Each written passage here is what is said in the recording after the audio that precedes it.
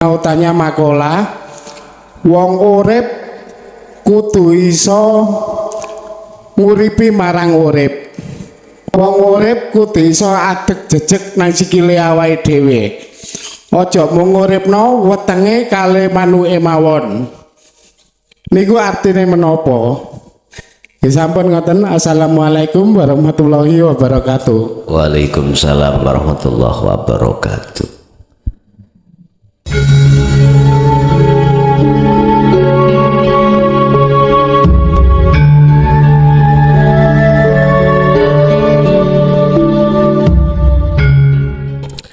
Bismillahirrahmanirrahim. Alhamdulillahirabbil alamin wa bihi nasta'inu ala umuri dunya waddin. Asyhadu an la ilaha illallah wa asyhadu anna Muhammadan abduhu wa rasuluh. Allahumma salli wa sallim wa barik alaihi wa ala alihi wa ashabihi ajmain, amma ba'du. Adanya kita dihadapkan Allah terkait a'malul jawareh. A'malul jawareh iku aktivitas kang bangsa zahiriyah, semata-mata hal itu untuk menguji terhadap kesetiaan ruh pada Allah.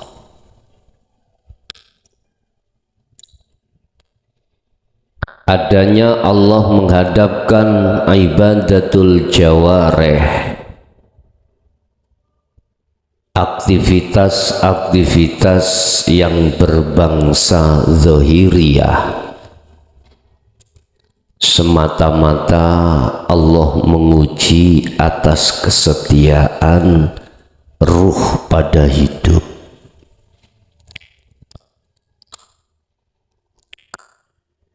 Bila mana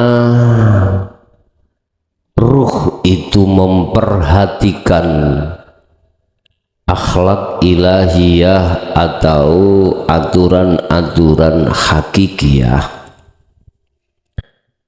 maka ruh itu dipastikan akan lolos dari ujian tersebut.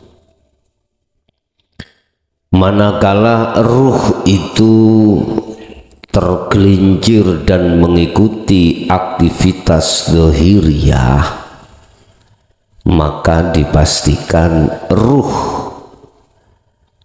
akan tidak bisa melewati ujian-ujian dari Allah, sehingga muncullah katanya berat, katanya ringan. Berat dan ringan itu alasan satu hati atau ruh dikarenakan mengikuti arus dari ibadatul jawareh. Itu yang pertama. Yang kedua, Allah memberikan beberapa momen-momen terhadap ruh untuk sadar diri ketika saat ibadatul jawareh itu dihadapkan. Tatkala ruh itu tidak membuat dan menjadikan momen itu di dalam akhlak ilahiyah, pasti ruh itu akan menunda-nunda untuk bermakrifat pada Allah. Sebab sampai kapanpun Pak Bu, jasad iki gak ono marine, laksana repot iku gak no entek tu estu, repot ngene repot ngono, sehingga lewat tausiah pada malam hari ini makalah yang 26 kitab Hikam memberikan judul Jangan Kau Tunda satu amal untuk dibarengi akhlak ilahiyah. Jangan menunda kau bertemu Allah dalam satu amal. Jadi judulnya ya seperti itu. Jangan kau menunda kemakrifatan pada Allah dalam setiap amal. Sebab Allah menghadapkan amaliyah apapun itu yang secara zahiriyah yang disebut ibadatul jawareh iku gak ono enteke.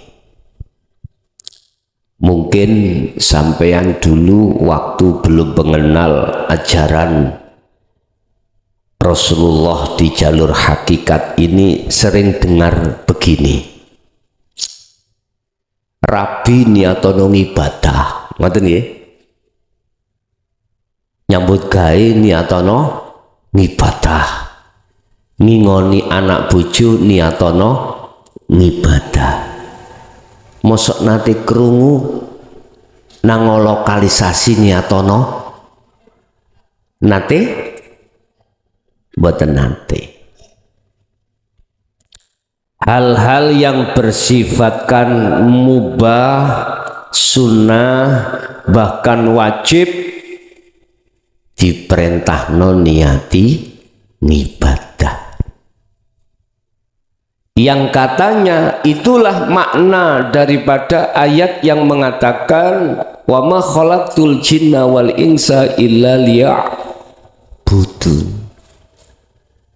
Aku tidak akan menciptakan jin dan manusia kecuali hanya beribadah.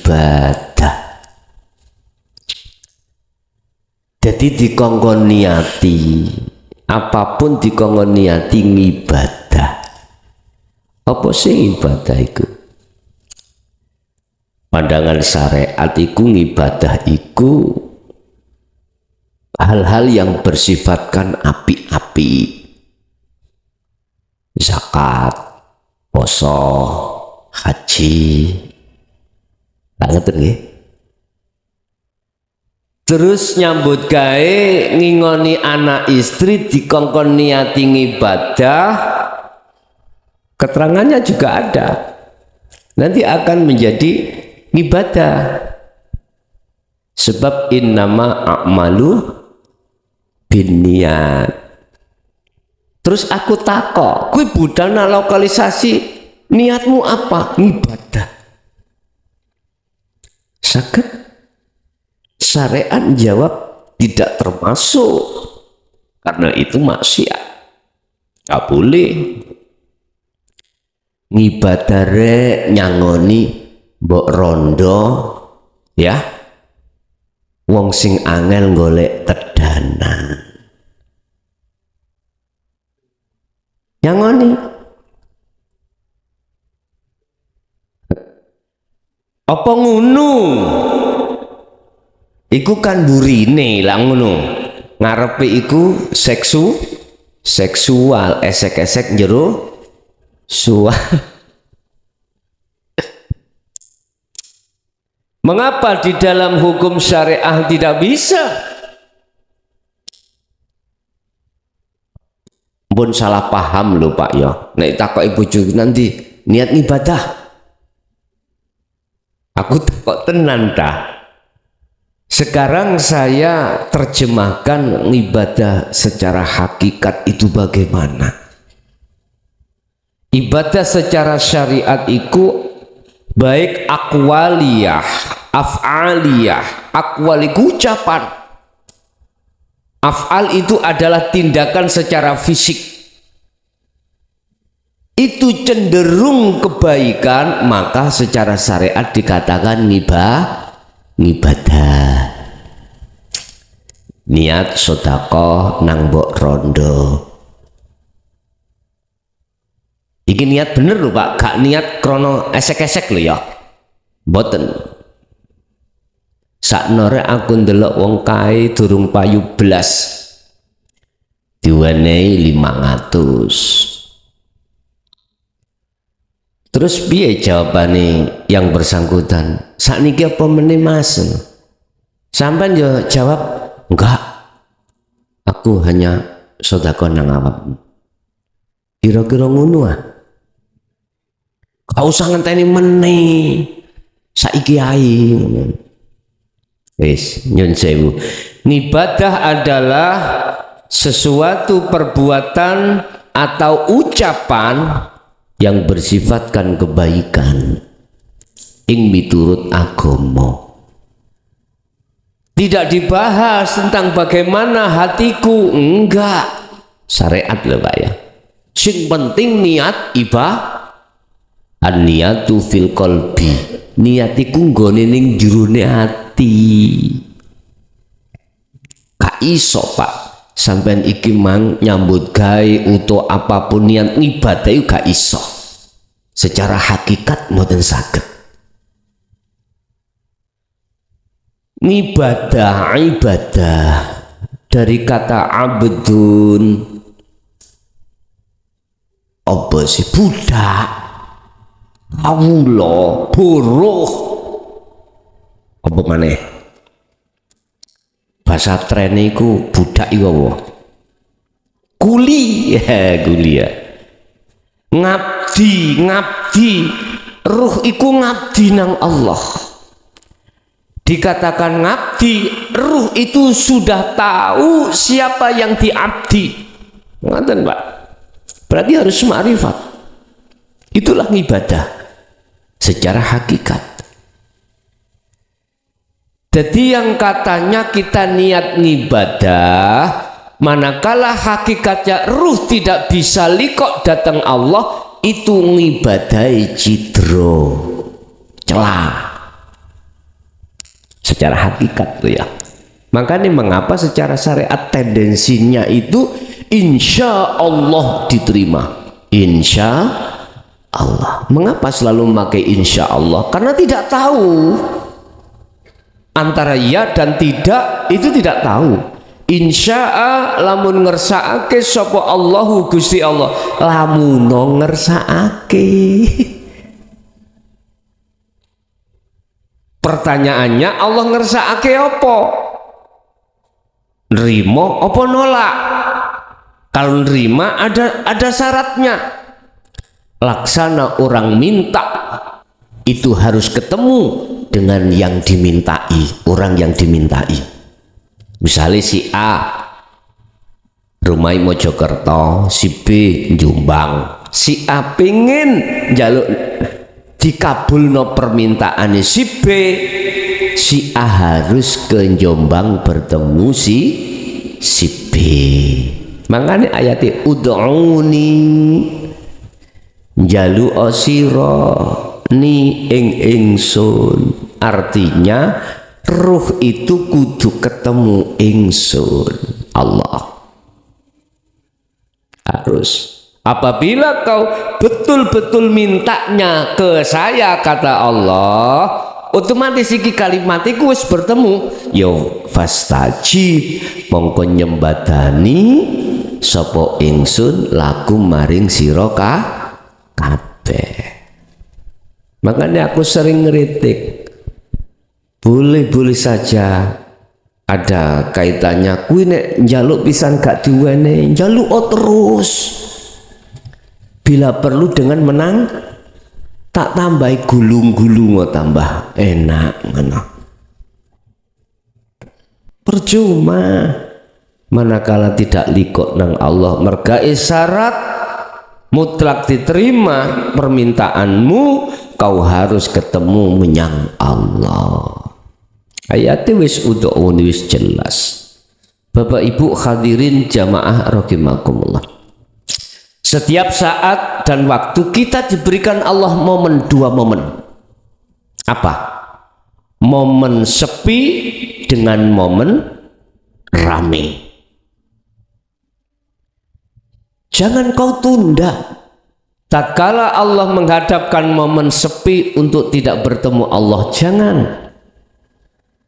Juga jangan kau tunda momen yang rame, kau tidak bertemu Allah. Jangan kau jadikan alasan ramai itu Anda tidak mau untuk menemui Allah alias menunda. Belum tentu nanti akan mendapatkan momen yang sama. Ojo. Jadi di sini makalah yang nomor 26 atau pasal 26 menghimbau terhadap kita setiap momen yang diberikan Allah gunakan semaksimal mungkin ukuran kemampuanmu untuk bertemu Allah. Bismillahirrahmanirrahim. Qala musannifu rahimahullah. Dawuh sapa Syekh Ibnu Athaillah. Wa nafa'ani lan mugiya ilmu yang diberikan Allah itu nanti menjadi ilmu yang bermanfaat. Ihalatukah utawi nundo siro utawa nyemayani siro al-a'mala ing piro-piro gawenan pekerjaan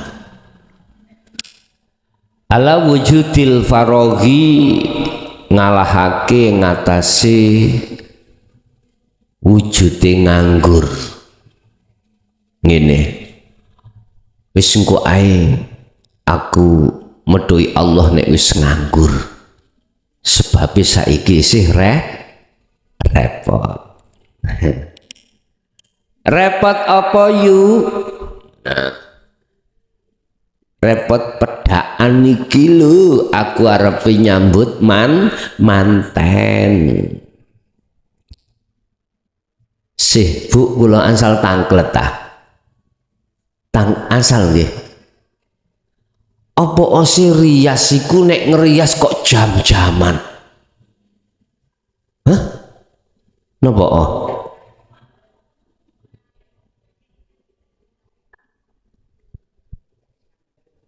Oh, jakne kandel.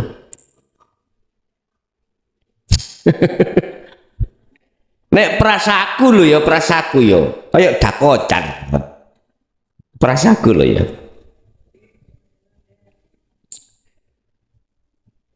Ikhalatuka utawi oleh ngundur utawa nunda sira al-a'mala ing pira-pira penggawean.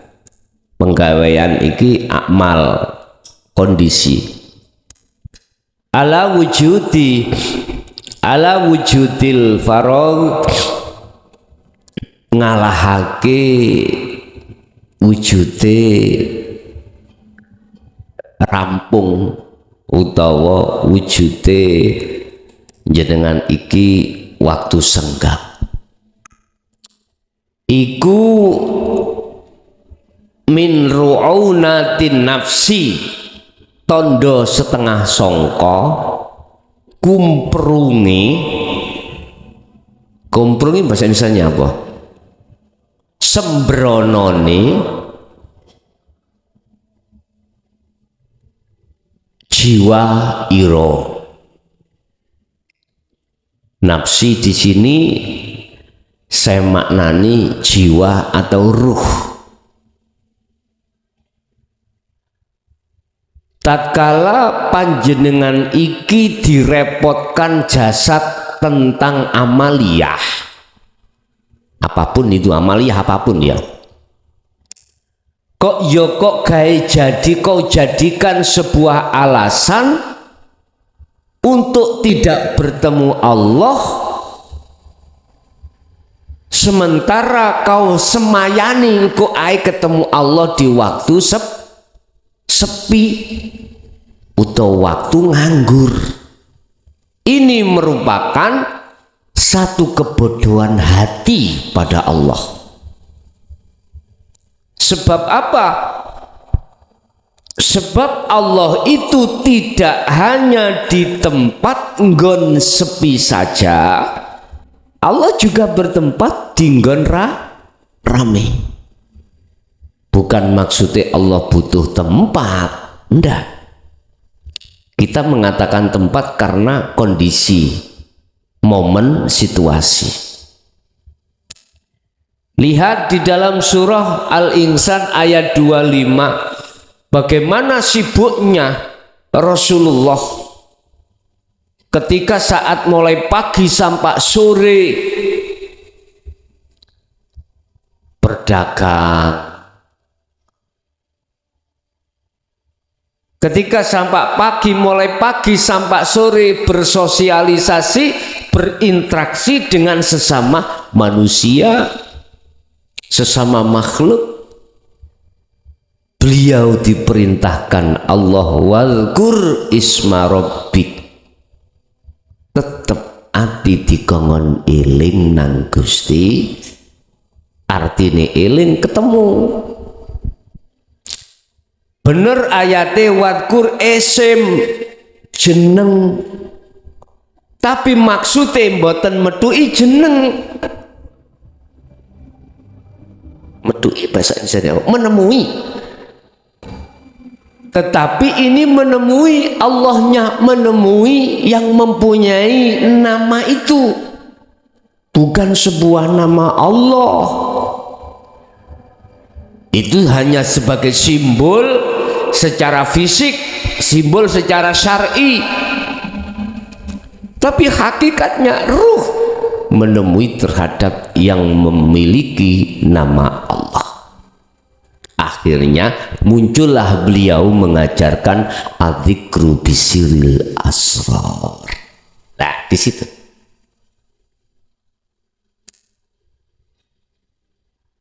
Siapakah yang memegang zikir sirul asrar itu? Itulah yang dimaksud dalam surah Al-Baqarah ayat 256 yang mengatakan pegang teguhlah tali Allah. Ya zikiriku tali Allah, bukan zikir sembarang zikir yang sudah kita lewati di dalam tauhid la ilaha illallah dan la ilaha illallah. Bukan, itu hanya secara simbolis, itu hanya secara de facto, secara syariah. Ibarat genderonya, tetapi aslinya zikir yang menghantarkan hatimu untuk menuju dan bertemu terhadap Allah. Ternyata jawabannya itulah al-zikru bisiril asrar, zikir yang sudah tidak mengucap, tidak bersuara. Berarti boleh dong zikir ini disebut miftahul jannah, pembuka makom musyahadah. Betul. Dulu Bu, kita sering-sering di jamaah yasinan istighosah kita melantunkan satu kalimat miftahul jannah la ilaha illallah. Lah gitu kan? Apa secara simbolis? Bukan. Silakan panjenengan itu secara lesan mengucapkan la ilaha illallah, tetapi ruh harus tembus, wusul, sambung, connect terhadap hidup. Silakan, itu lebih baik, monggo. Dan ini yang dikasihkan contoh baginda Rasul, memang seperti itu. Tapi ingat, Sesungguhnya Allah tidak melihat bangsa akhlak istimaiyahmu atau fisikmu ndak, tapi Allah hanya melihat bagaimana ruhmu itu bisa connect nang Allah apa ora di setiap amaliyah itu. Kadang-kadang Pak Bu iki dijadikan pelaku-pelaku sing ora butuh ambek pujaan wong, ora butuh ambek sanjungan orang. Mereka memakai spekulasi. Apa spekulasi? Wah, laku dohir akmal iki mungguh wong liya ora genah, sing penting atiku iku lungguh likok bertemu Allah. Ada yang pelaku yang seperti itu, dan itu tidak salah. Saya pun tidak akan pernah memberikan kesalahan, tidak. Kalau toh memang betul-betul seperti itu. Contoh ya, Jumat itu ada berapa tahap? Sing budal dhisik oleh unta. Nah, jadi akeh wong duwe unta tapi gak roh. Ngono. Nggih. Tahap demi tahap ada yang mendapatkan petik jago, terakhir ndok tok.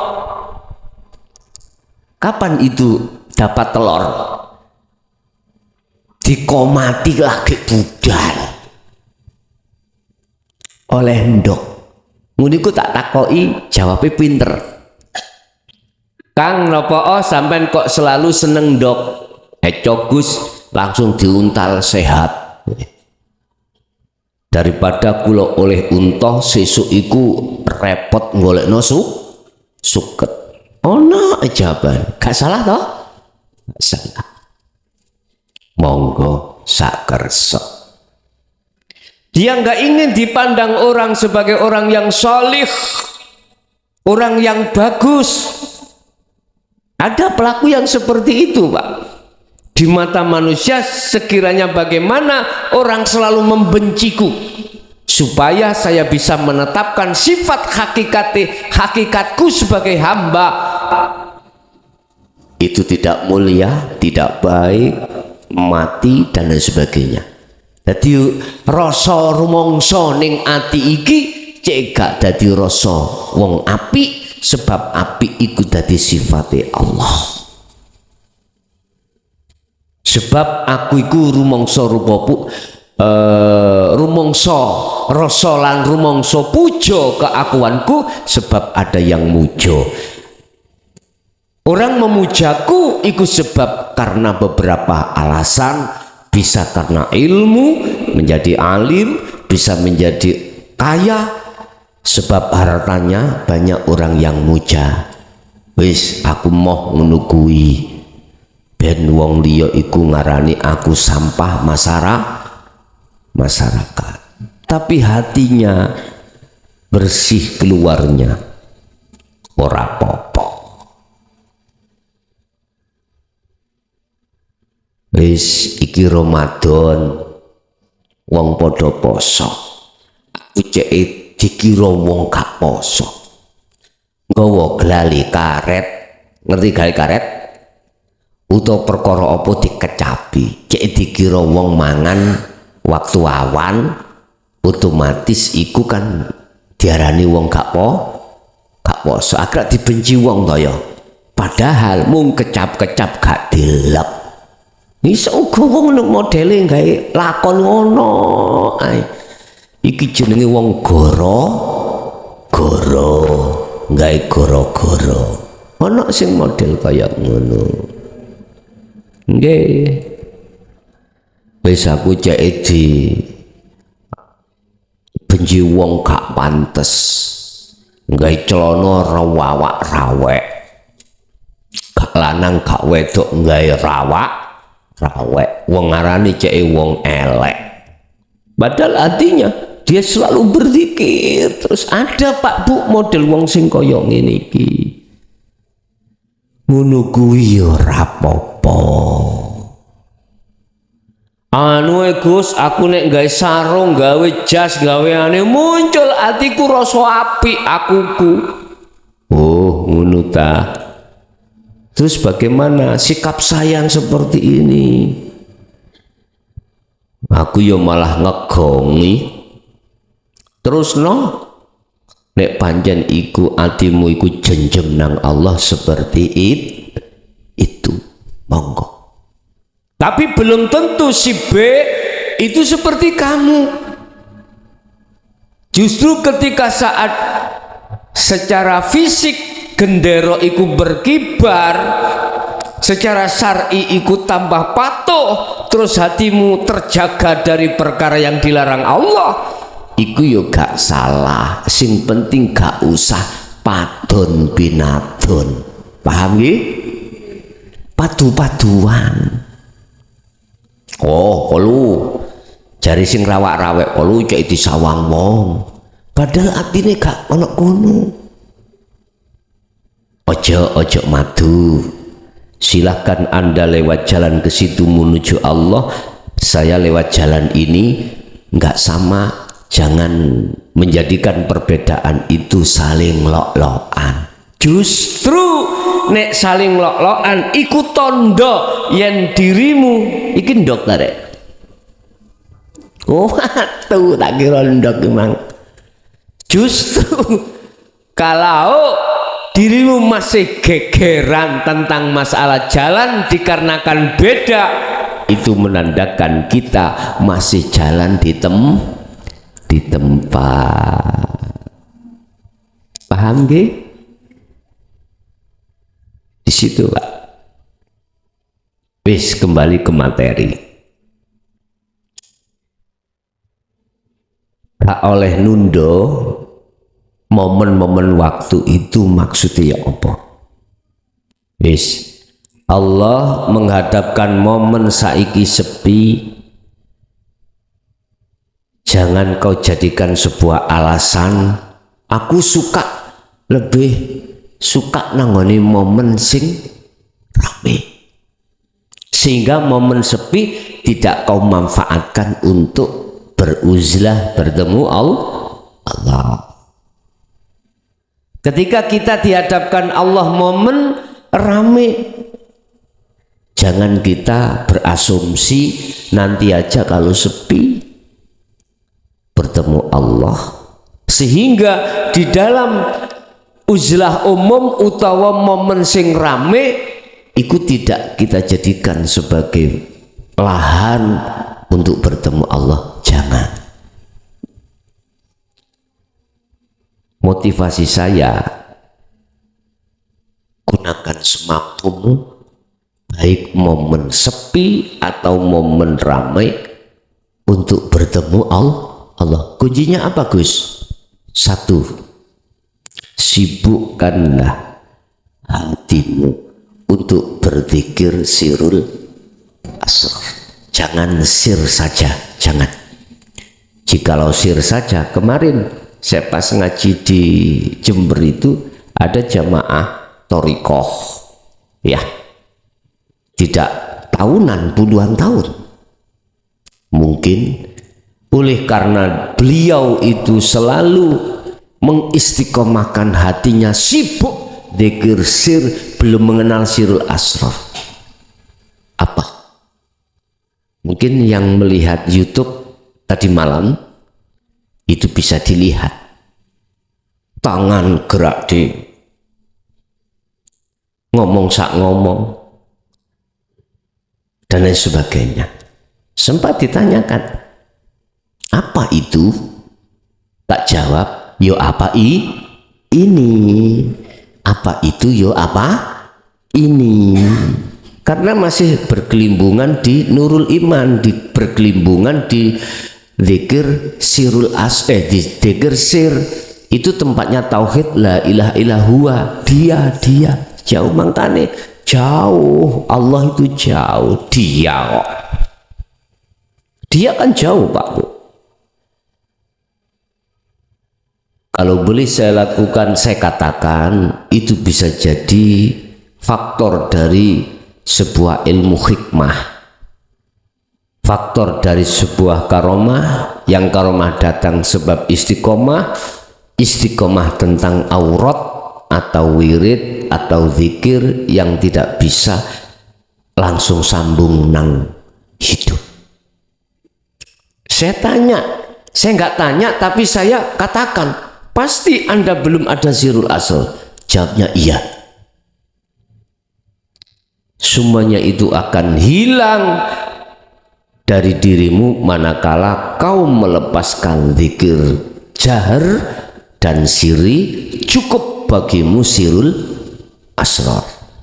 Bahaya Pak, zikir jahri kali siri itu bahaya kalau tidak disertai sirul asrar. Kadang sirah jenengan ngeluh, kadang awak panas dan lain sebagainya. Tapi kalau Anda sertakan sirul asr, netral itu, netral. Kita lihat apa fungsi daripada sirul asr, adalah menghujamkan terhadap ruhmu untuk hanya beriman pada Allah. Inilah nanti yang akan membentuk jiwamu itu yang tadinya ada rasa takut menjadi tidak, rasa khawatir menjadi tidak, rasa gelisah menjadi tidak. Itu mereka. Akhirnya kemarin saya sudah katakan, kunci kemusyahadah adalah adzikru bisiril asrar. Boleh lisan mengatakan la ilaha illallah, tapi asiru zikir sirul asr ada penterjemahan dari la ilaha illallah, bukan ucapan itu. Pengamalan dari sebuah penterjemah maksud la ilaha illallah di situ.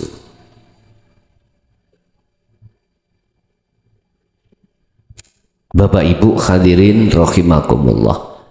Jadi kesimpulannya, apa tiap saat dan waktu tiap hari panjenengan ikut dihadapkan Allah, momen-momen hanya dua, sepi dan rame. Jangan kau menunda kesempatan yang diberikan Allah, momen dua itu sebagai alasan untuk tidak bertemu terhadap Allah. Jangan. Iki kalau miturut makalah Syekh Ibnu Athaillah di dalam kitab Hikam pasal 26. Seperti itu. Berarti kita tetap harus melakukan, menyibukkan hati untuk berzikir terhadap Allah.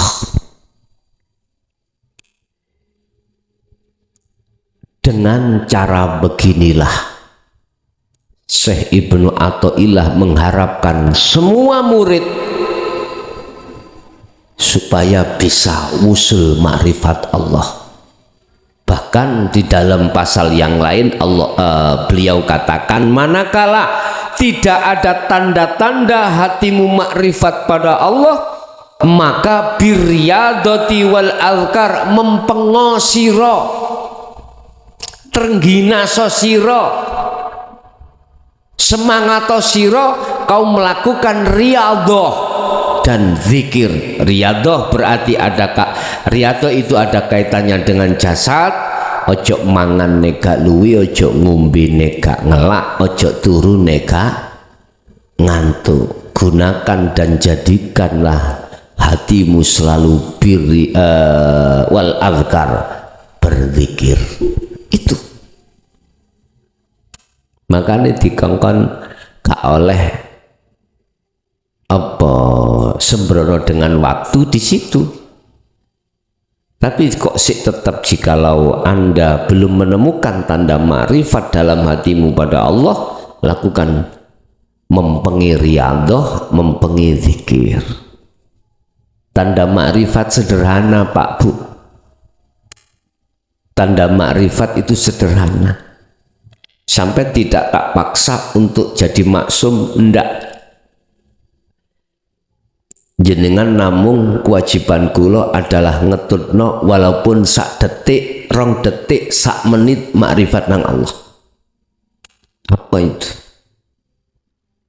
syarat makrifat ketemu Allah kan cintanya hati terhadap selain Allah yang sudah kadung menancap secara totalitas harus hilang.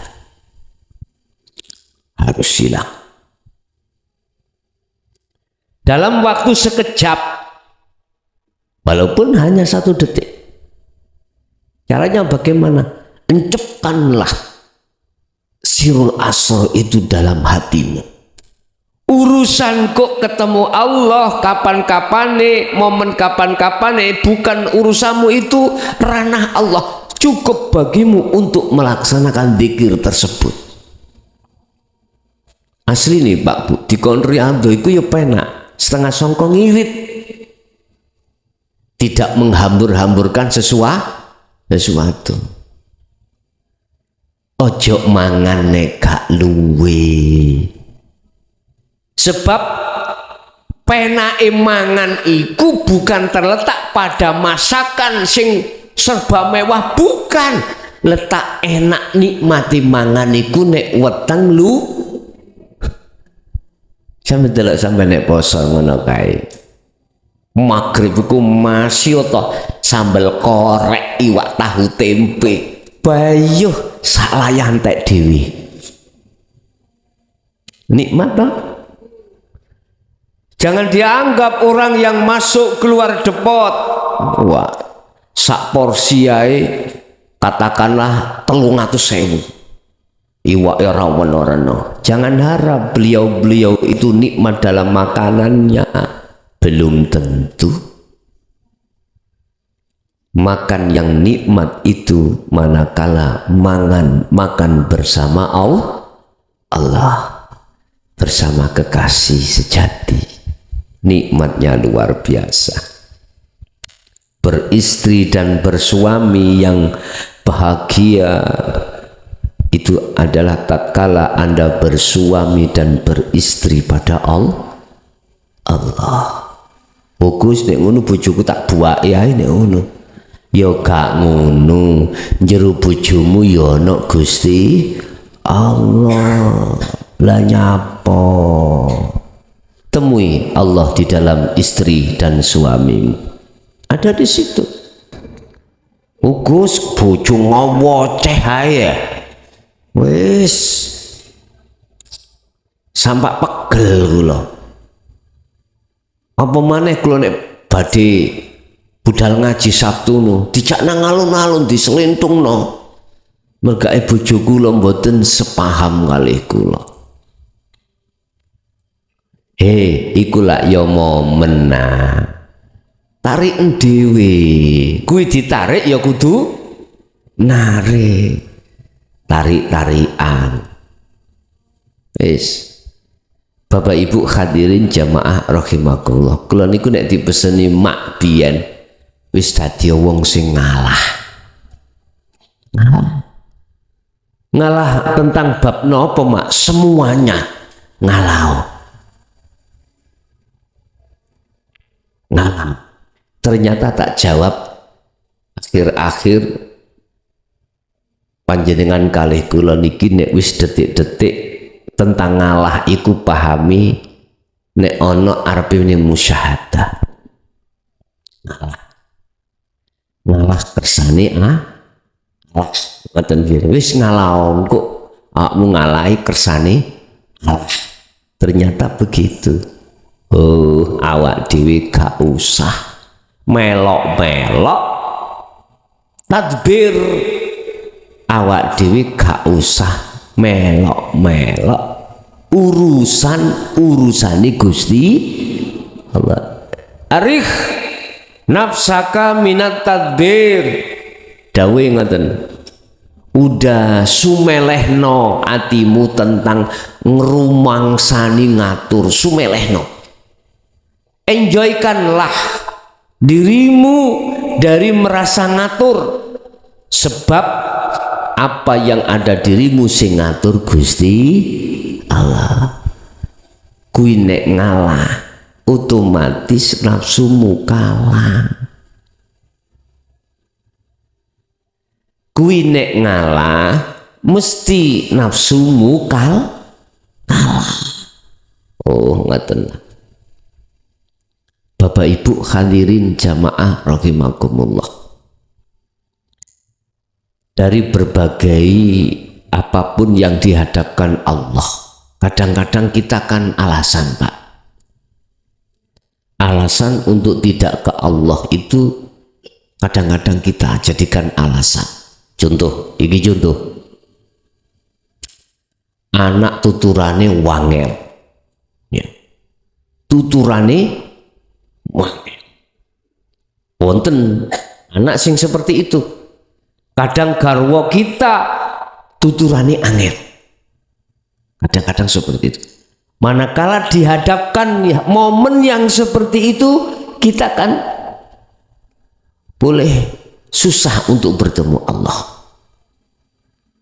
Karena alasan kita itu nuturi nang anak.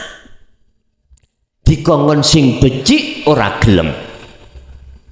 Akhirnya kita kecolongan di situ oleh nafsu kita masing-masing. Berarti kita belum memasrahkan persoalan itu terhadap Allah secara totalitas.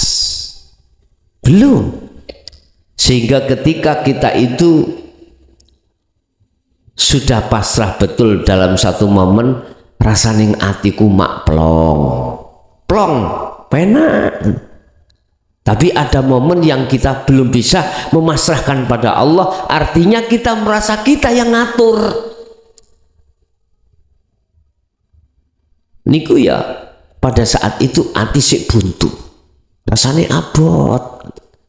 Bapak Ibu, kalau toh memang ini proses dalam kehidupan kita untuk sampai pada Allah, ya ora apa-apa. Cuman kan aku ngingat, pasti kita akan dihadapkan persoalan yang seperti ini, siapapun Anda pasti. Setidaknya itu dibuat pengingat, oh iya aku gak oleh nunduk bertemu Allah karena alasan iki mang seperti ini. Wis terakhir, udahlah, semampu yang ada pada diri jenengan, yang ada pada diri jenengan, jadikanlah momen apapun semaksimal untuk bertemu Allah. Caranya apa? Wis kejo ono terus taline Allah, yaiku zikir sirul asra. Bapak Ibu hadirin, itu apa yang bisa kami sampaikan. Mungkin aku mohon maaf dalam minggu ini sampai hari Sabtu, manakala ngajinya banyak yang saya liburkan, khususnya yang rutinan, mohon maaf karena momen-momen arek pondok-pondok repot atau ya. Jadi mohon maaf, barangkali pengajian rutin mulai minggu ini sampai Sabtu itu banyak yang saya liburkan dikarenakan memang persiapan diri kita pada acara besok Sabtu ya. Aku memang dipeseni wong tua biyen kuwi nek duwe gawe aja undang-undang. Ojo. Tapi nek diundangi kancamu duwe gawe teko. Ngoten. Paham maksud kula? Estu. Kula mboten ngundang-undang. Ya ta? Mboten undang-undang, gak oleh memangi. Ya sing biasanya napa jenenge berlaku di tengah masyarakat itu Pak. Mak apa nyunatno undangan, terus ngerabekno undangan. Hal yang seperti itu dilarang saya. Dipeseni tiang sepah, ojo kuwi nek duwe gawe undang-undang. Ngerabekno jaran undang-undang. Makanya jarane kata rabek-rabekno. Tapi kui nek diundangi selagi ada kesempatan, ada waktu, teko. Tetap kayak ngono kuwi. Jadi saya sekali lagi mohon maaf bila mana tidak undang-undang. Andai kata saya undang-undang nanti undang-undang tahlil. Gitu ya. undang-undang rupane tahlil atau khol ngoten mawon. Wis, kita masuk pada sesi tanya jawab. Barangkali ada yang perlu tanyakan, monggo kami persilakan. Assalamualaikum Bi. Kula badhe tanglet. Juhud sing istiqomah niku napa tepat waktu? Kados jam 12 malam harus jam 12 malam. Selain itu tidak istiqomah. Yang kedua, saya mau tanya makola, wong urip kudu iso nguripi marang urip. Wong urip kudu iso adeg jejeg nang sikile awake dhewe. Aja mung uripno wetenge kale manuke mawon. Niku artine menapa? Sampun ngoten. Assalamualaikum warahmatullahi wabarakatuh. Waalaikumsalam warahmatullahi wabarakatuh. Istiqomah itu macam-macam. Dalam pandangan syariat, istiqomah itu sesuai dengan waktu yang seperti panjenengan katakan. Istiqomah kuwi setiap bar subuh maca ngene. Tepat waktu. Iku istiqomah miturut pandangan syariat. Manakala pandangan hakikat disebut istiqomah iku macam-macam, Pak. Ada istiqomah setiap detik, ada istiqomah setiap menit, setiap jam, setiap hari, dengan waktu yang tidak ditentukan. Tidak. Artinya kalau hati ini sering melakukan zikir walaupun waktunya tidak sesuai, itu disebut istiqomah. Karena apa? Hakikat tidak mengharapkan karomah. Endingnya panjenengan zikir itu menemui Allah, bukan menemui yukaromah. Boten lho Pak. Coba kalau di syariat kita dulu pasti mengharapkan tekani karomah.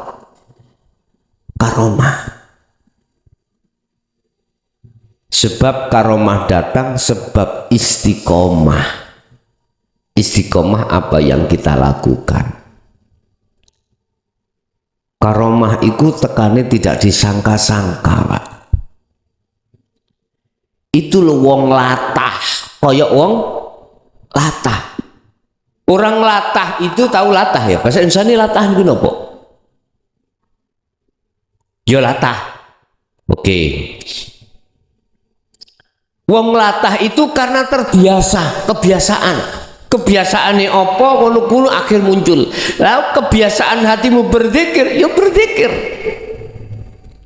Iku wong latah. Jadi munculi latah iku mang disebut karomah disebabkan karena istiqomah. Istiqomah apa? Mbok kuno. Ya apa sing dilatahi? Apa sing dilatahi? Satu contoh. Misuh. Oleh karena misuh iku mang sering kau gunakan di setiap momen apapun, kaget dengan sendirinya akan misuh. Berarti itu sama jenengan iki ngistiqomahno zikir, kaget utawa apa wae mesti muniku iku namanya karomah. Lah secara hakikat nyun sewu endingnya itu bukan karomah, endingnya bertemu Allah. Makanya tidak ditentukan waktu, sebab Allah itu di segala waktu. Wis, itu yang pertama. Yang kedua tentang wong urip iku kudu iso nguripi urip. Iku maksudnya apa? Wis tak klarifikasi. Nek maksudnya wong iku gak ono wong iku urip. Sifate wong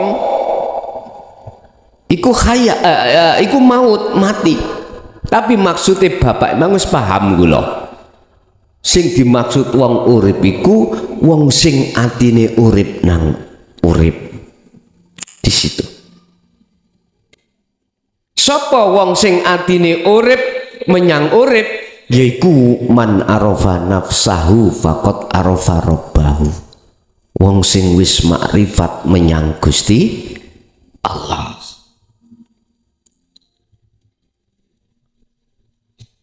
Mohon maaf terusi pertanyaan ojo menguripi manue ambek apa mang? Ambek wetang nih. Iku ahli butun. Ahli butun itu terkenal kita ketika saat masih di momen tauhid la ilaha illallah dengan huwa. Iku pasti seperti itu. Jadi bahasa nguripi menyang urip itu adalah hanya orang yang hatinya sudah hidup, ruhnya sudah hidup, bukan ruh lagi. Ruh itu sudah jadi hidup, bukan ruh lagi. Baru bisa. Kalau tidak golongan itu mboten saged, Pak. Sebab apa? Sebab sudah kita alami ketika saat kita manusia itu ketika belum mengenal hidup yang sejati. Penggawean sampean kali kula nggih ngoten tok. Ya wis sing diopeni ya syahwatul farji ambek syahwatul batni. Syahwatul farji berarti uripe manuk, syahwatul batni berarti uripe kebutuhan kabeh sedaya manungsa iku prosesnya dari arah situ dulu.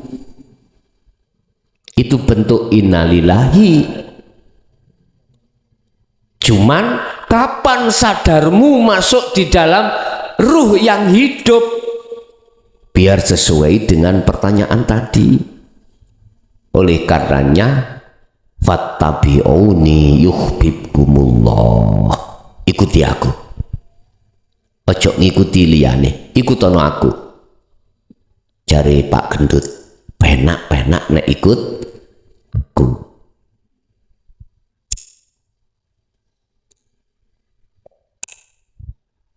Fattabi'uni, yakni dak nun mutakalim iku kemana?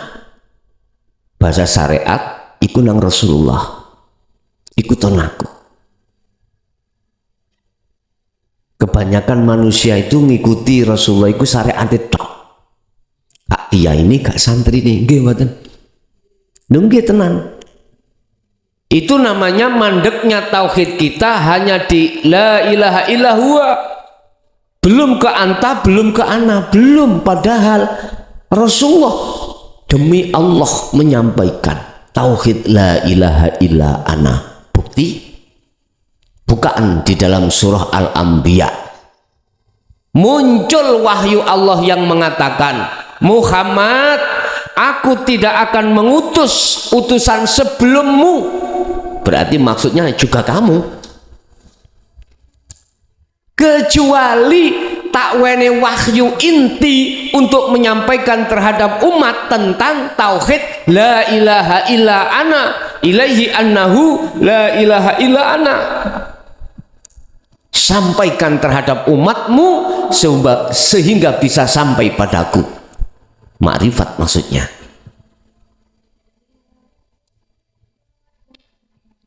Sitah nek umpama Rasulullah gak menyampaikan tingkatan tauhid ini, lalu apa muncul ayat di dalam Al-Qur'an? Jikalau tidak disampaikan, tidak diperintahkan Allah, nggak mungkin wahyu ikut turun. Sebab setiap wahyu turun ikut ada asbabun nuzule, sebab-sebab turunnya wahyu. Apa sebabnya? Krono banyak di antara jiwa manusia, ruh manusia itu terseret di dalam jurang hawa nafsu. Akhirnya turunlah ayat itu. Ini sih gak percaya ya, bahwasanya Rasulullah juga mengarahkan, noto, ngajarkan, memberikan petunjuk tentang hakikat makrifat. Ya mohon maaf, saatos-atosi watu iku sik kena dikepruk Pak, nggih. Tapi nek saatos-atosi ati nyun sewu susah untuk percaya, susah untuk menerima. Sebab Allah katakan innalladzina kafaru sawa'un 'alaihim a'anzartahum am lam tundirhum la yu'minun. Ada Pak golongan ahli kitab iku dikandani ping piro ae sampai sing ngandani ku tidak hanya gurune iku tetap tidak percaya. Dikandani atau tidak dikandani tetap tidak percaya. Kapan percayanya dia itu? Hatta idza ja'atuhumus sa'atu baghtatan. Percayanya dia itu ketika detik-detik ajal menjemputnya. Berarti waktunya sudah habis. Terserah. Makanya kula ngaji nang diwai wis ngomong, dulur kula sing ana ulama kiai sing durung mengenal ini dan kenalkan pada dirimu. Santri-santri sing durung kenal dan kenal tentang tauhid ini. Sebab kita tidak tahu di belakang kita ada sesuatu yang mengagetkan, yang itu terjadi dan pasti. Apa itu? Kematian. Jadi Pak, itu bisa dilakukan hanya terhadap hati yang sudah hidup, ruh yang sudah hidup. Ada lagi, monggo. Assalamualaikum warahmatullahi wabarakatuh. Waalaikumsalam warahmatullahi wabarakatuh. Saya mau tanya Gus, kalau ingin masuk surga itu harus bisa melewati alam yang gelap gulita dan alam yang padang sekali. Di alam gelap itu sangat menakutkan dan tidak bisa melihat apapun. Kalau bisa keluar dari alam gelap itu lalu masuk ke alam padang. Di alam padang itu tidak ada matahari dan bulan, tapi sangat padang sekali. Rasanya sejuk dan enak sekali. Kalau bisa keluar dari alam padang itu lalu masuk pintunya langit tingkat 7. Kalau bisa masuk pintunya langit tingkat 7, berarti roh tersebut bisa masuk surga untuk selama-lamanya. Kalau tidak bisa masuk pintunya langit tingkat 7, jangan harap bisa masuk surga. Memang seperti itulah perjalanan menuju ke surga itu. Yang saya tanyakan ialah orang-orang yang ahli zuhud besok kalau mati, apakah rohnya dimasukkan ke alam gelap itu atau tidak? Dan apa namanya alam gelap dan alam terang tersebut? Demikian Gus, mohon penjelasannya. Assalamualaikum warahmatullahi wabarakatuh. Waalaikumsalam warahmatullahi wabarakatuh. Memang benar makalah atau pernyataan atau nasihat kui itu tadi. Kita masuk di surga itu tidak semudah kita membalikan tangan. Maksud dari alam gelap adalah duniawiyah ini Pak. Ning dunya iki. Ning dunya, di dunia inilah alam kegelapan.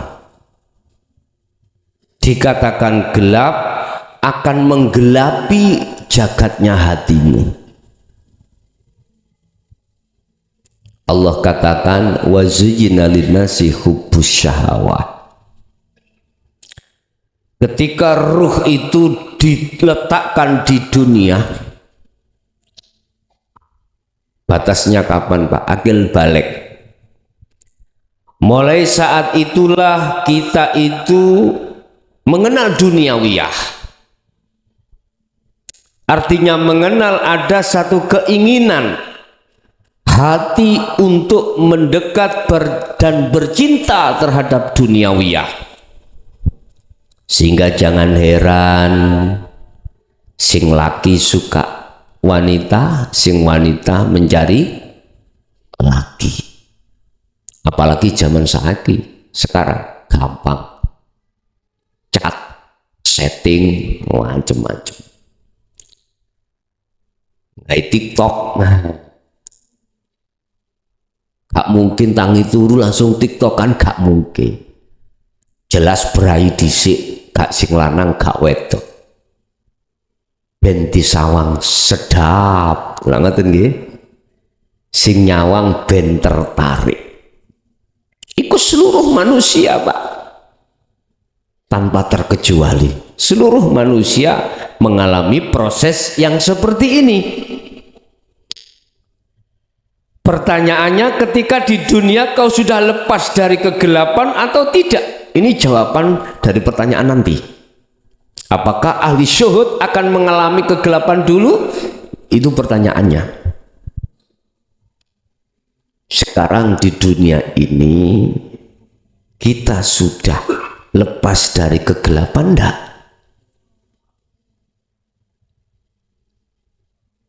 Yang dimaksud kegelapan itu bukan di alam dunia ini tidak ada cahaya lampu sinar matahari, bukan itu alam kegelapan.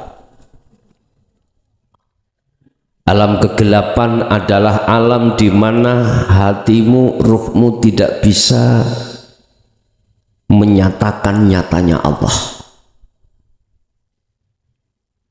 Kan sudah dikatakan wal awwal wal akhir wal zahir wal batin. Aku iki ya ono setiap masalah. Aku iki ya ono jero ya ono jebo. Yang orang kejawen mengatakan kosong iki. Antara saya dengan dirimu ini kan kosong. Ya iki wujudnya Allah. Gak salah. Mengapa kita mengatakan kosong? Karena memakai mata zahir. Utumi suhagrek.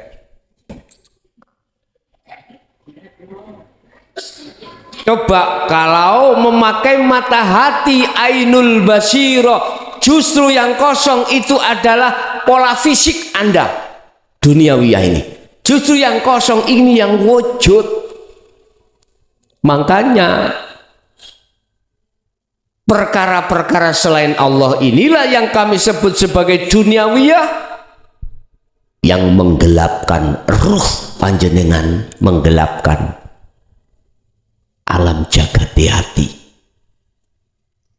Selama kita belum mengusir kegelapan ini, dipastikan besok di akhirat juga mengalami seperti ini. Pasti itu kakak enggak. Makanya mengapa Rasulullah katakan ada di dalam Al-Quran juga katakan ada golongan bighairi hisab, tanpa dihisab.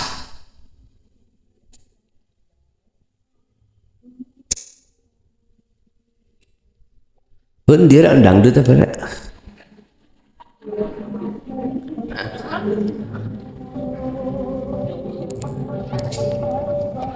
Ini biar aku delenggut-lenggut aja goleki.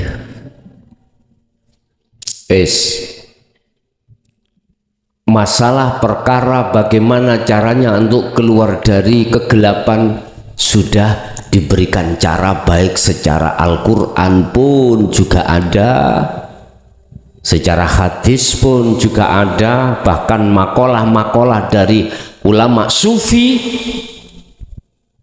sudah. Cuman kitalah umat manusia yang tidak mau memperhatikan, sehingga mayoritas besok di akhirat akan dilewatkan alam kegelapan. Nggak akan mungkin bisa melewati mereka itu. Udah, ahli syuhud lah ketika saat di dunia alam kegelapan sudah hilang, maka saya pastikan besok di akhirat pun tidak akan mengalami satu kegelapan. Enggak, karena kita di dunia ini sudah melewati kita. Ruh kita, maksudnya bukan jasad tapi ruh, sudah lepas dari kegelapan itu. Tadi saya katakan yang menjadikan ruh gelap itu karena di dalam jagatnya ruh disebut kulub atau beberapa hati atau hati itu masih bercinta terhadap selain Allah. Makanya Rasulullah katakan, jikalau kau lepas alam itu, gelap itu, baik dunia maupun akhirat, fattabi'uni, ikuti aku. Jikalau cintamu diterima oleh Allah, ikuti aku. Gue jadi kekasihnya. Gak mungkin Pak kekasih itu dikon liwati proses-proses koyok duduk kekasih ini, gak mungkin.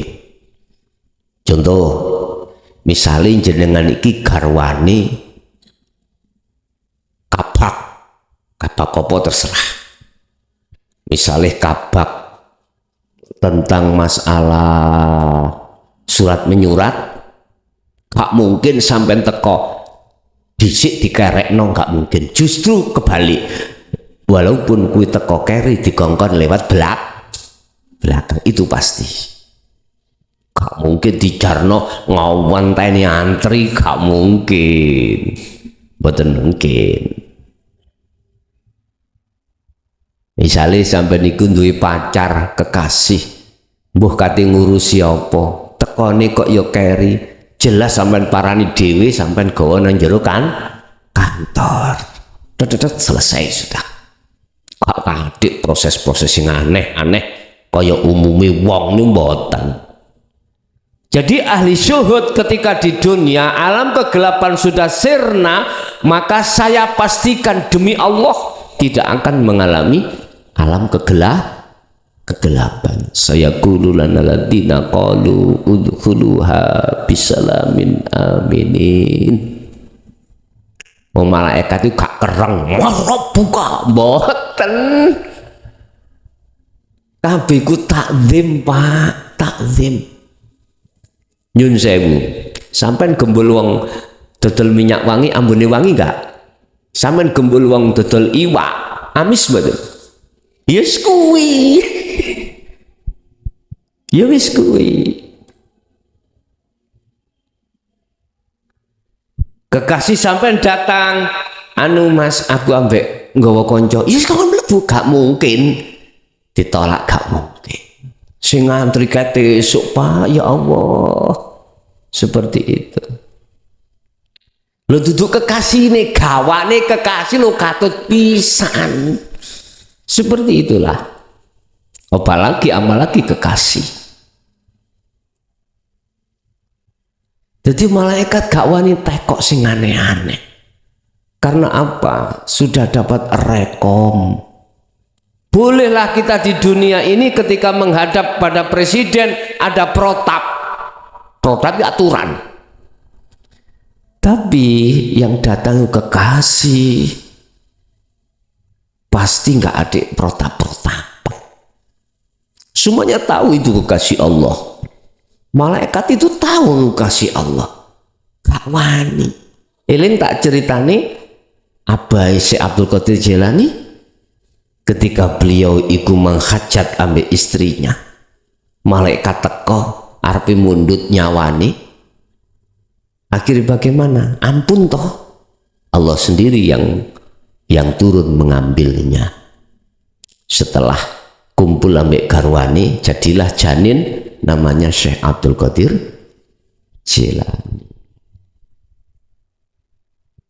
Seperti itulah ahli syuhud ketika saat di dunia yang betul-betul sirna cintanya terhadap Allah,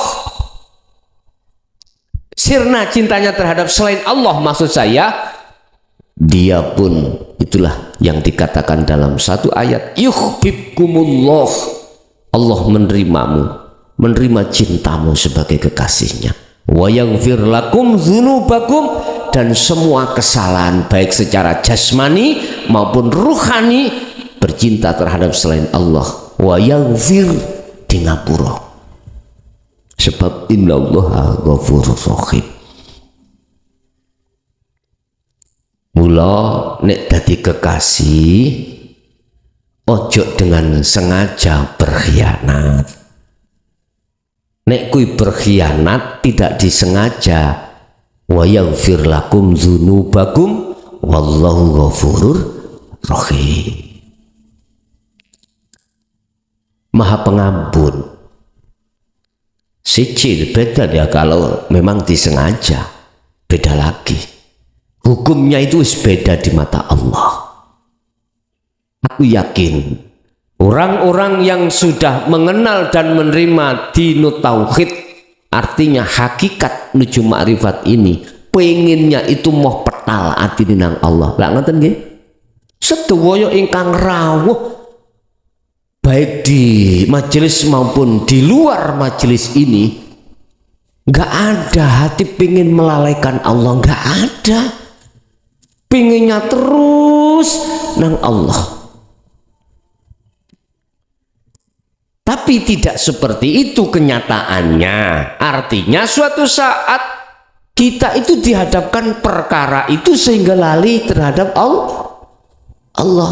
Maksudnya lalai kita, hati tidak sadar kalau semuanya itu yang berperan Allah. Alias hati ini masih iman menyangka yang berperan selain Allah. Lah bentuk yang seperti ini bagi panjenengan aku yakin nggak ada unsur sengaja berkhianat Allah, enggak. Sehingga mengapa Allah mengatakan innallaha ghafurur rahim, Maha Pengampun, karena enggak disengaja. Berarti harapan dia di ngapura. Beda kalau kita memang sengaja. Sengaja nih ngeraru mongso sengaja. Ketika saat kita dulu seperti itu. Yukhati'unallaha walladzina amanu wa ma yahda'una illa anfusahum wa ma yash'urun. Bapak Ibu hadirin, jadi kesimpulannya kita ketika di dunia sudah melewati beberapa latifah. Latifah di telinga, suara terdengar. Akhirnya hati masuk menemui Allah di dalam suara. Di mata latifah,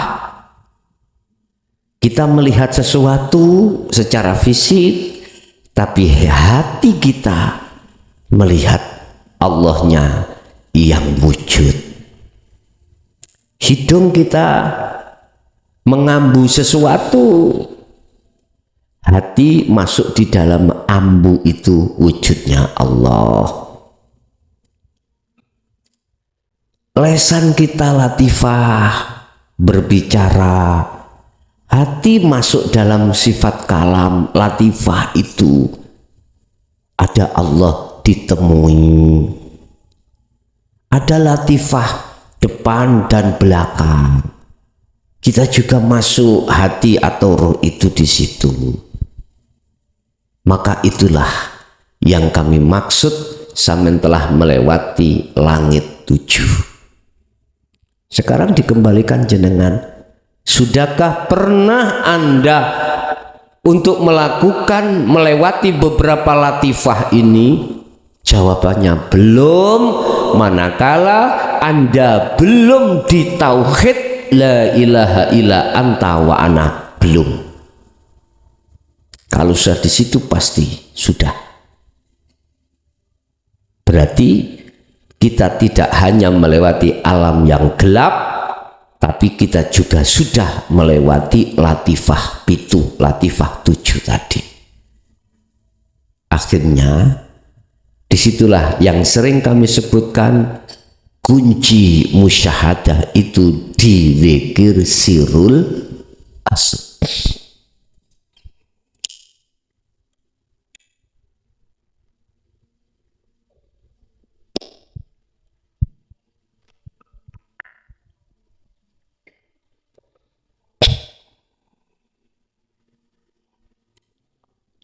La ilaha illallah.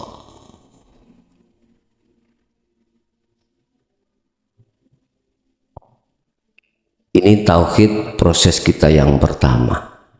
Kedua, la ilaha illa huwa. Kedua-duanya itu dihukum syariah dan thariqah. Inilah yang kami sebut sebagai dzikir jahri dan siri. Inilah golongan ahli hijab. Jangan tersinggung Anda. Jangan tersinggung. Saya mengatakan ini karena kritik membangun. Supaya tauhid Anda naik. Mereka berdua ini ada di alam mukhadoroh dan mukasafah fakot hanya. Percaya nggak percaya, Anda sendiri yang merasakan. Ini ahli hijab. Dikatakan ahli hijab, hatimu masih menganggap bahwasanya Allah itu samar, Allah itu gaib, karena bahasa nama, bukan yang memiliki nama. Karena bahasa illahua, dia jauh. Makanya sampai ditakoi tentang Allah, opo jari sing ngecet Lombok, isaroh tanganin duding mendukur ke atas. Gak mungkin opo jari sing ngecet Lombok duding menisor, gak mungkin. Seperti itu dulu kita, ya. Lantas tauhid yang berikutnya illa anta.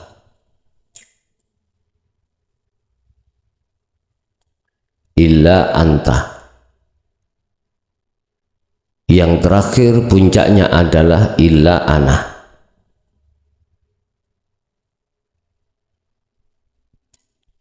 Di dalam tauhid illa anta, disinilah akan dikembangkan, akan dibuka rahasia-rahasia kuncinya musyahadah.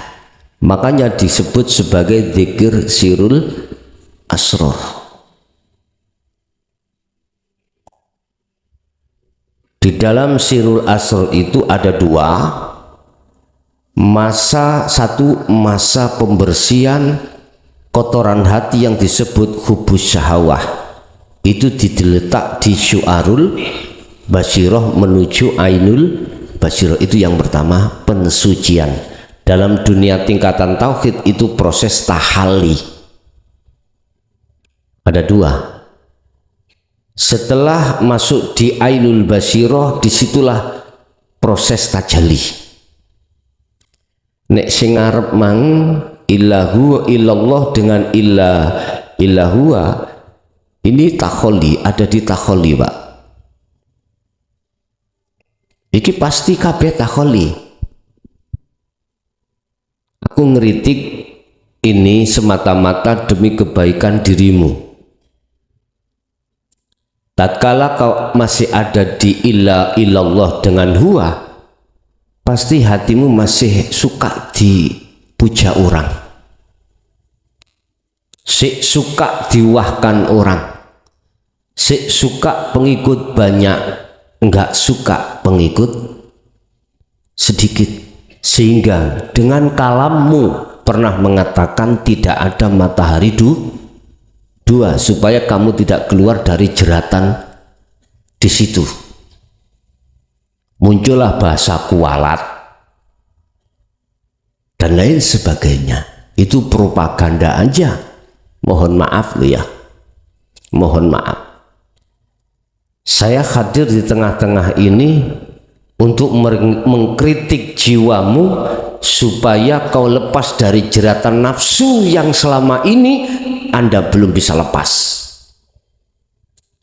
Masuklah di tauhid la ilaha illa anta, berarti belajarlah jalur Rasulullah di hakikat supaya bisa makrifat, berarti tauhid illa ana.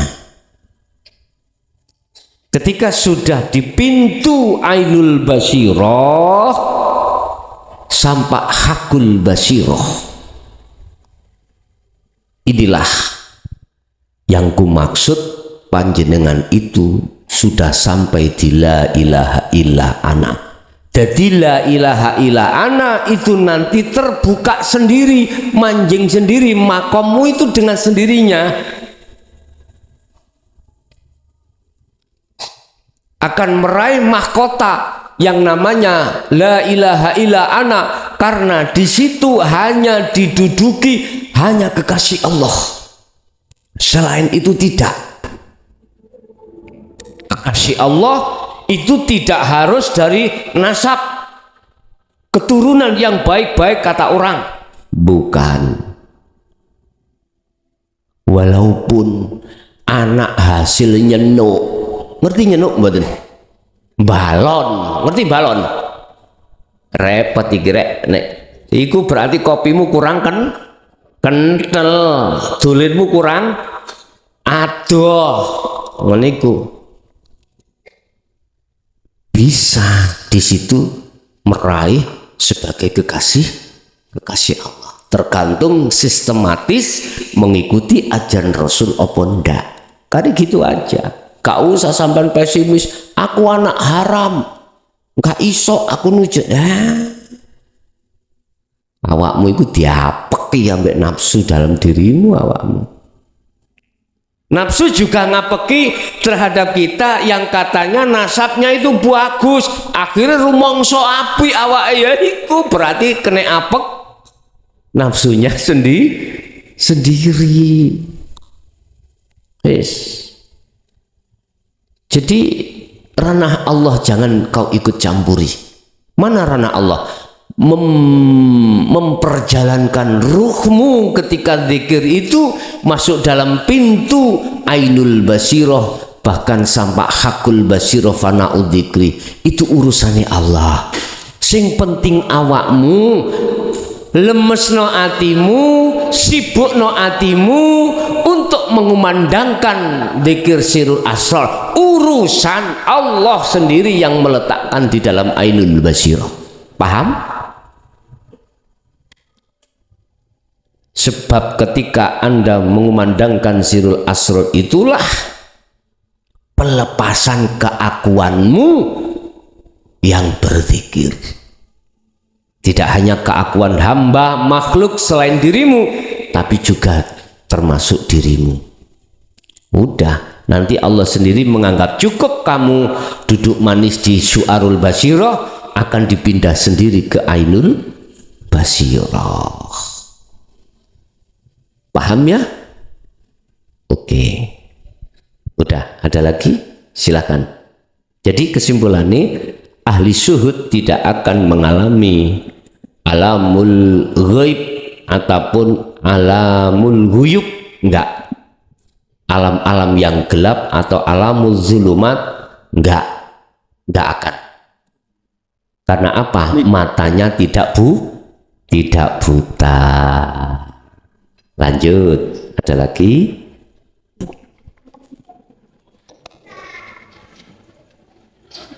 Assalamualaikum warahmatullahi wabarakatuh. Waalaikumsalam. Ngapunten saderenge Gus, kula niki enten tiyang tanglet dateng kula masalah nggih tasik swarga niku wau. Swarga iku sing bener mlebu apa munggah niku sing pertama. Kaping kalih niki bab kula kiyambek masalah pengalaman kula kiyambek nggih niku ngenai dikir Sirul Asror niku wau. Kula niki awak pegel kabeh. Mantun ngoten kula pijet dateng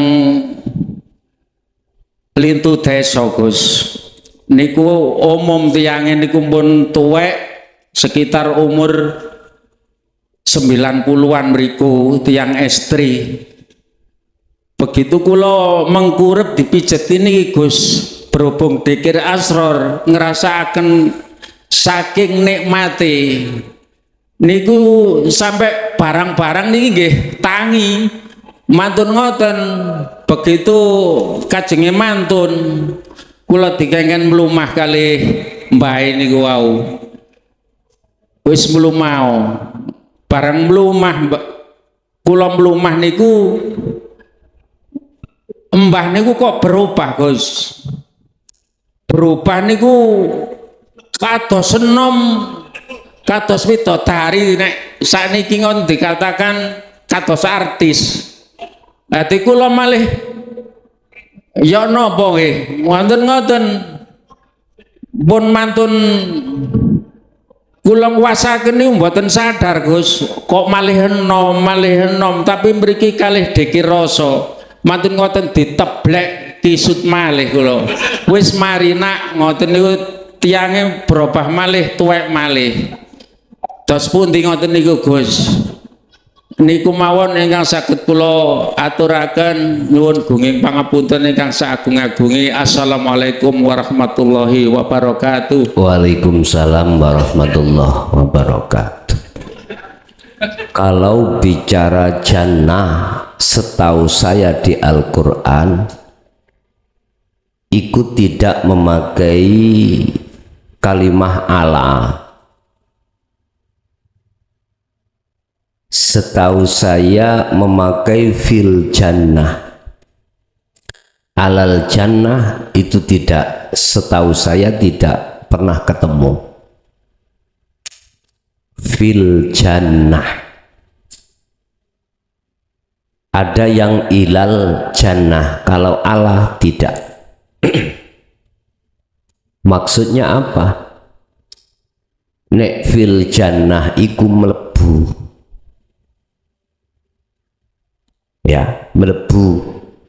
Nek alal jannah mengalahkan, berarti ngedoh. Berarti apa? Ada yang lebih tinggi lagi. Ngepehno jannah. Nek ila memang naik.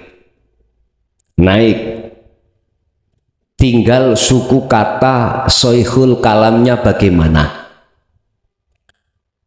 Ada kalanya ila, ada kalanya fil jannah, ada kalanya naik, ada kalanya masuk.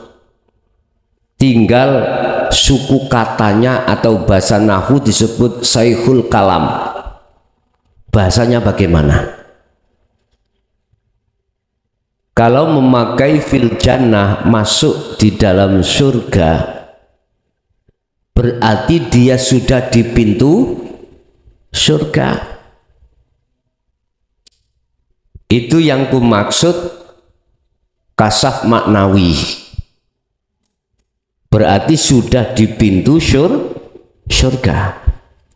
Kalau ila itu masih jauh, naik jauh. Itu berarti bicara kasab, berarti kasab suwari. Kasab suwari. Kasab di mana hati kita tidak ada koneksi terhadap Allah, tidak ada. Itu yang kami sebut sebagai ahli hijab.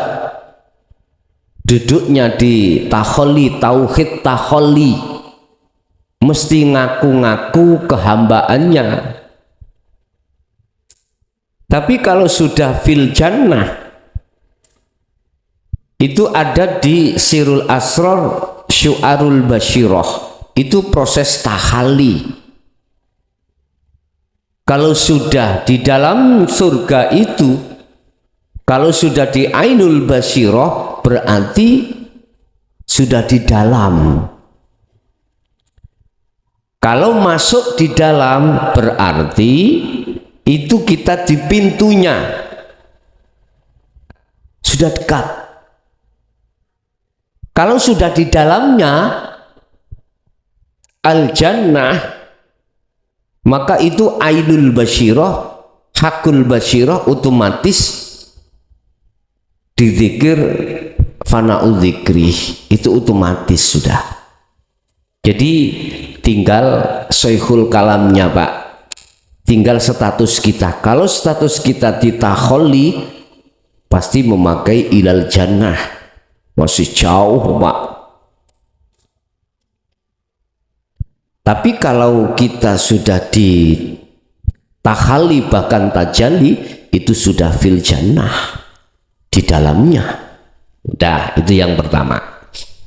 Yang kedua, terkait kejadian yang langka. Coro iku pertanyaan sing menohok. Iya. Wong tawek kok yo ketoken? Apa sebab? Nyuwun sewu Pak. Kalau nafsu farji iki, syahwatul farji, iku wis gak kuat. Ngerti gak kuat nggih? Mentok. Masih wedhus ya digar. Ku ngomong wis mentok lho ya. Wis mentok.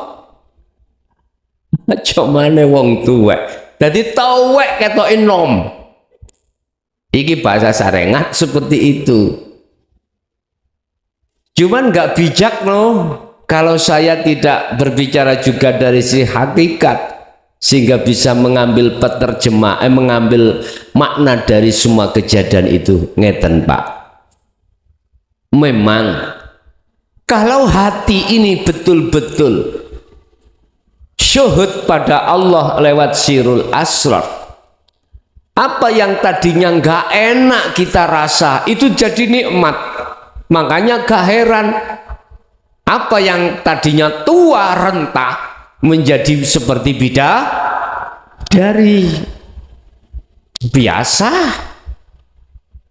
Sebab di situ diterangkan orang ahli syuhud, hati yang selalu koneksi terhadap Allahnya, baik ketika saat dihadapkan perkara qobdi maupun basti, itu tidak ada masalah.